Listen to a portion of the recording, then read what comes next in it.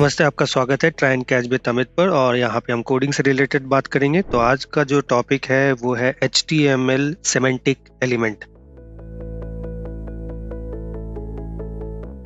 Semantic element होता क्या है, एक्चुअल क्या काम करता है। div और स्पैन की जगह पे जब एक कंटेंट में असेसिबिलिटी की इशू आती है, HTML में सेमेंटिक एलिमेंट जो होता है वो क्लियरली डिस्क्राइब करता है उसके मीनिंग को। बोथ ब्राउजर डेवलपर को ये समझाता है कि हम SEO से रिलेटेड जो काम है उसको और भी इजी कर सकते हैं सेमेंटिक के एलिमेंट के थ्रू। मेंटेनेबिलिटी जो आती है, फ्यूचर में हम कभी कोड चेंज कर रहे हैं उसमें हम उसको गाइड ले सकते हैं कि ये हेडर है, राउट है, ये जो भी ऑप्शन अवेलेबल है, टेबल, इमेज, आर्टिकल, तो वो सेक्शन किस काम के लिए है को इजीली अंडरस्टैंड करके उसको चेंजेस कर सकते हैं। Section thematic grouping of content usually with heading होती है। अब इसके अंदर क्या होता है, हम चैप्टर, इंट्रोडक्शन या न्यूज आइटम्स या कॉन्टैक्ट इन्फॉर्मेशन होती है उसके रिगार्डिंग इसमें डिटेल आती है। जैसे हम यहाँ पर आउटपुट में चेक कर सकते हैं, सेक्शन के अंदर हम H1 का यूज कर रहे हैं, उसके बाद हम उसके डिटेल्स के अंदर ऐड कर सकते हैं। तो ये हमारा पहला एलिमेंट है सेमेंटिक एलिमेंट के अंदर। पहले हम इसको स्टार्ट कर लेते हैं ओपन विथ लाइव सर्वर से। तो नोट्स में दिए कोड को हम अपने VS कोड में रन करते हैं और उसका आउटपुट समझते हैं। तो यहाँ पर टाइटल है और यहाँ P टैग है और ये दोनों है वो सेक्शन के अंदर में है। तो समझने के लिए हम इंस्पेक्ट का यूज करेंगे। जब हम इंस्पेक्ट यूज करते हैं तो यहाँ पर हमें सेक्शन मिल रहा है, सेक्शन के अंदर H1 है और P टैग है। तो ये हम सेक्शन के अंदर ये दोनों चीज आ जाते हैं। हमारा ये जो इन्फॉर्मेशन हमने यहाँ पे देखा, इसमें सेक्शन एलिमेंट के अंदर ग्रुपिंग करते हैं कंटेंट को, just same like div element. ये आर्टिकल है, इसमें हम एलिमेंट को रिप्रेजेंट करते हैं independent self content content. It should make sense on its own and distribution independently. तो इसका यूज केस क्या है, आर्टिकल एलिमेंट जो है सेमेंटिक एलिमेंट के अंदर उसका यूज होता है blog post, form post, user comment, product card, newspaper article. हम इसमें इसका यूज इजिली कर सकते हैं। प्रैक्टिकली इसको समझते हैं। यहाँ पर गूगल क्रोम है। Google Chrome is a web browser developed by Google, release इन 2008। तो हम इसको अगर हम चेक करते हैं तो ये आर्टिकल है। अब इस आर्टिकल के अंदर जब हम ओपन करते हैं तो इसमें हम H2 देख पाते हैं जो कि गूगल क्रोम है और P टैग है। तो ये भी हम इसको आर्टिकल के अंदर कवर कर सकते हैं। ये इसका एक बेनिफिट है कि हम आर्टिकल के अंदर ही चेंज करेंगे इनकेस अगर फ्यूचर हमें कुछ चेंजेस करने हैं। नेस्टेड एग्जांपल विद CSS है जिसके अंदर CSS के भी इंफॉर्मेशन हम ऐड ऑन कर सकते हैं, बट ये CSS के अंदर आएगा। तो अभी हम इसमें लाइक HTML में ही पढ़े, तो आगे हम जब CSS के ट्यूटोरियल स्टार्ट होंगे तो उसमें हम इसको डीपली अंडरस्टैंड कर पाएंगे। हेडर एलिमेंट का रिप्रेजेंट करने का तरीका ये है कि ये इंट्रोडक्टरी कंटेंट होता है। नेविगेशन लिंक मतलब हेडिंग जो होता है, लोगो, ऑथर इन्फॉर्मेशन, ये सारे चीज हेडर के अंदर आते हैं। पहले हम प्रैक्टिकली समझ लेते हैं व्हाट डज WWF डू। ये हमको हेडिंग समझ में आ गया। अब इसमें एक चीज ध्यान में है कि बॉडी के अंदर पहले आर्टिकल है, आर्टिकल के अंदर हेडर है, H1 टैग और P1 टैग मिल गया। साथ ही साथ यहाँ पर हमको हेडर से बाहर जैसे आर्टिकल के अंदर में ही P टैग बना दिया जो कि एक डेफिनेशन प्रोवाइड कर रहा है। अब इसमें हम समझना ये है, हेडर का यूज हम आर्टिकल में इसलिए करते हैं कि जब हम कोई पोस्ट या न्यूज़पेपर या किसी तरीके का ब्लॉग पोस्ट हम देखते हैं तो हम उसको आर्टिकल में किस तरीके से अरेंज कर सकते हैं, एक एग्जांपल के थ्रू आप समझ सकते हैं। तो आर्टिकल में हमने हेडर का यूज किया।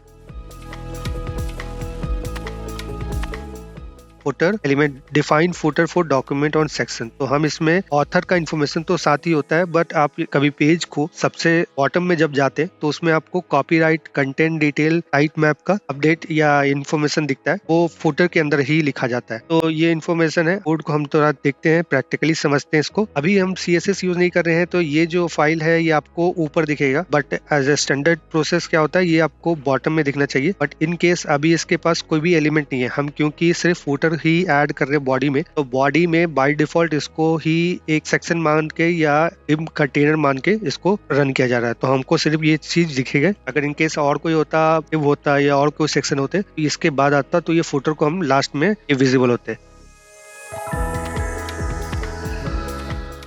नैब एलिमेंट क्या होता है, मेजर नेविगेशन लिंक होते हैं जो किसी भी नेविगेशन लिंक को कनेक्ट करने में यूज होता है। अब इसको हम समझने के लिए आउटपुट में देखते हैं कि इसका प्रैक्टिकली क्या सेंस बनता है। आप देख पा रहे हैं HTML, CSS, जावास्क्रिप्ट। तो आपको इसको देख के कुछ तो समझ में आ रहा है कि ये मेन्यू है। हम जब वेबसाइट में क्लिक करते हैं तो होम होता है, मेन्यू होता है, अबाउट होता है, बहुत सारे ऑप्शन आपको मिलते हैं। तो इसका यूज करके आप नेविगेशन बार क्रिएट कर सकते हैं।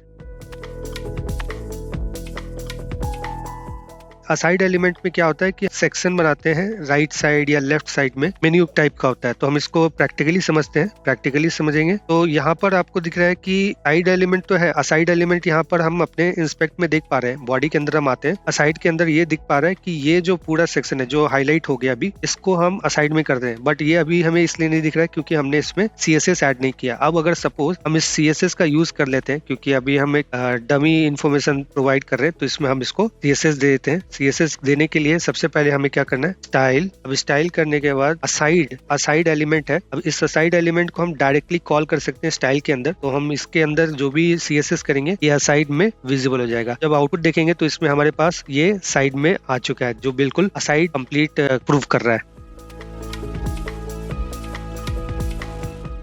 फिगर और फिगर कैप्शन एलिमेंट, अब इसमें होता यह है कि हम इसको एक इमेज यूज करेंगे जिसको हम फिगर के साथ होता है। अब फिगर में क्या काम करते हैं प्रैक्टिकली पहले समझते हैं, उसके बाद उसको डिटेल में आते हैं। पहले हटाते हैं, एक कोई पिक्चर हम गूगल से लेंगे, क्योंकि ये जो डमी पिक्चर है ये काम नहीं कर रहा है। गूगल से लिए हुए URL को हम इमेज के सोर्स में ऐड करेंगे, जैसा कि हमने प्रीवियसली सीखा भी है कि हम सोर्स फाइल को .jpg हम ध्यान देंगे कि यहाँ पे एक्सटेंशन .jpg या PNG या GIF कोई भी एक एक्सटेंशन होना चाहिए, तभी ये विजिबल होगा। इसके बाद हम जब आउटपुट देखते हैं तो हम या आउटपुट बहुत ही बड़ा है, इसको हम थोड़ा स्मॉल करते हैं। स्मॉल करने के लिए हम जो इसका बाय डिफॉल्ट एट्रीब्यूट्स होता है, विड्थ हम देते हैं 140 100 देते हैं। अब देखते हैं इसका हाइट क्या है, बिल्कुल सही है। अब इसमें थोड़ा चेंजेस करते हैं, थोड़ा ये मतलब साइज इसका थोड़ा अच्छा हो जाए। तो बिल्कुल ये साइज दिख रहा है। अब हम फिगर में समझते क्या है कि जब वो फिगर होता है उसके जस्ट नीचे उसका एक डिटेल होता है, सेम एज इट इज यहाँ पे भी दिख रहा है। फिगर के साथ इन्फॉर्मेशन आ रहा है, फिगर 1 के साथ जो इन्फॉर्मेशन है ये इस तरीके से आता है। वाई यूज सेमेंटिक एलिमेंट, हम यूज क्यों करते हैं सेमेंटिक एलिमेंट को? सेमेंटिक एलिमेंट का यूज करने का कारण यह है कि वो रीड एंड मेंटेन करने के लिए इजियर है, एक्सेसिबल है टू यूजर एंड डिसेबिलिटीज, मतलब किसी भी तरीके ऑडियंस के लिए ये अप्रोप्रिएट है। अगर रीडिंग करने की बात आती है या कभी स्क्रीन रीडर होता है उसका भी यूज होता है, तो वो भी आसानी से इसको रीड कर सकता है विदाउट एनी कंफ्लिक्ट इन div और स्पैन और कंटेनर। ये ज्यादा इजी करता है और इस SEO फ्रेंडली होता है। Search engine optimisation better understand करते हैं इस तरह के कंटेंट को और रैंकिंग अच्छी हो जाती है पेज की। Common semantic HTML element overview क्या होता है कि अगर हमारे पास आर्टिकल है, असाइड है, डिटेल है, कैप्शन है, फिगर है, ये सारे जो यूज होते हैं सेमेंटिक में इतना ही यूज करना है, इससे ज्यादा नहीं। क्योंकि इससे ज्यादा अगर लाइक ऑप्शन होते हैं हम उसको एक्सप्लोर भी कर सकते हैं, बट मेनली हम जब पेज क्रिएट करते हैं, एक नॉर्मल पेज क्रिएट करने के सफिशिएंट है, इसके ही अंदर हम सारी चीज कर सकते हैं। ये हमारे पेज को एक एडवांटेज देता है। कोई पेज डिव या स्पैन में यूज करते हैं तो भी वो अच्छा होता है, बट इन केस अगर आपको थोड़ा SEO रिजल्ट या एडवांस करना है, थोड़ा इंप्रूवमेंट करना है या इजियर करना है, तो ये आप कर सकते हैं। अगर आपको वीडियो पसंद आए तो लाइक शेयर सब्सक्राइब करना मत भूलना, ताकि आपको नए वीडियोस का नोटिफिकेशन मिलता रहे। नोट्स और प्रैक्टिस कोड डिस्क्रिप्शन के लिंक में आपको मिल जाएगा, जरूर चेक करें। मिलते हैं अगले वीडियो में। Thank you.